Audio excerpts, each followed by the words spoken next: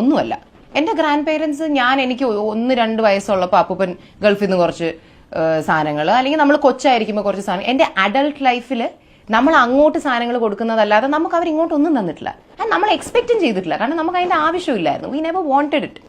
കാരണം we were figuring out our life. We never thought that grandparents are the kind of people who will probably give you things. അങ്ങനെ നമ്മൾ വിചാരിച്ചിരുന്നിട്ടില്ല. പക്ഷെ having said that, my grandfather was always a very good grandparent.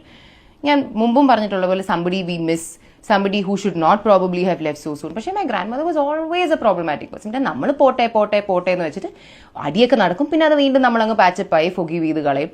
അമ്മമ്മ എന്നോട് പണ്ട് എപ്പോഴും ഭയങ്കര വേണ്ടാതീനം പറഞ്ഞിട്ട് എപ്പോഴും എന്നോട് പറഞ്ഞിട്ട് ഞാൻ നിന്റെ അമ്മമ്മയല്ലേ, അതൊപ്പം നിനക്ക് അങ്ങ് ക്ഷമിച്ച് വിട്ടൂടെ. ആ ഒരു ഇതിൽ നമ്മൾ വിചാരിക്കും വയസ്സായില്ല, ഇനി എത്ര നാളും കൂടി ഉണ്ടാവും, പോട്ടെ സാരമില്ല, പ്രായത്തിൻ്റെ ഇതിൽ പ്രാന്ത് കാണിച്ചായിരിക്കും, പോട്ടെ എന്ന് പറഞ്ഞിട്ടാണ് we taking them to so many countries. Even last December നമ്മൾ ദുബായി പോയപ്പോൾ ഞാനും അമ്മയും പറയുമായിരുന്നു,